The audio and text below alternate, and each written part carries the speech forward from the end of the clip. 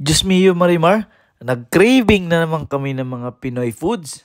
Kaya napabili na naman kami ng napakarami. Mamaya-maya, iisa-isahin natin kung ano mga binili natin, mga guys. At sa sobrang gutom, dali-dali na kami talagang umuwi. Dito kasi sa Australia, ay parang Pilipinas din. Ang daming mga karne, ang daming isda.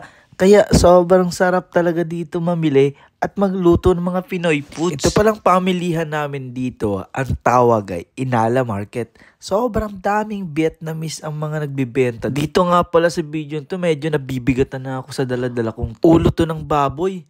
Pero alam niyo ba kung magkano lang ang presyo nito? 150 pesos lang ang bili namin nitong ulo ng baboy. Nilabas ko na nga pala itong mga ulo ng salmon kasi magsisigang kami. Kasi ang sarap naman talaga ng may mga sabaw-sabaw na ulam. Ito din kasi yung mga panahong malamig talaga dito sa Australia. Kaya napakasarap mag-ulam ng mga ganitong sinigang.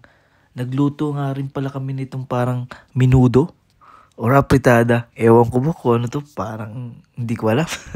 Bahala na, pero masarap talaga itong luto ng tropa ko. Kapag nagkakayaan nga kami, talagang marami kaming niluluto.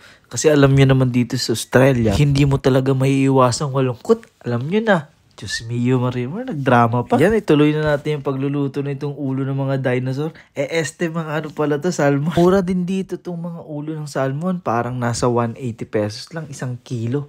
Kaya sobrang dami namin binili. Meron nga ang kasabihan, damihan ng gulay para humaba ang buhay. Kaya dinamihan ko na ng mga damo-damo, gulay pala.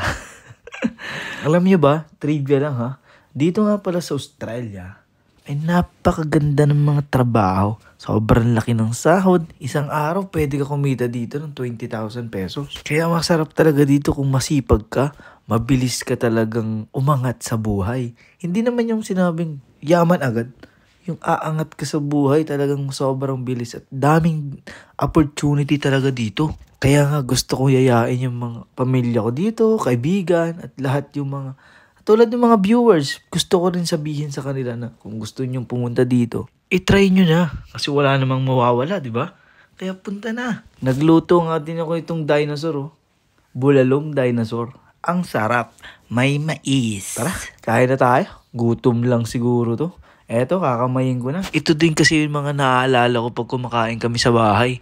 Lagi kami nagkakamay kasi feel na feel ko yung lasa ng pagkain. Tapos kasabay mo yung pamilya mong kumakain sa lamesa, no?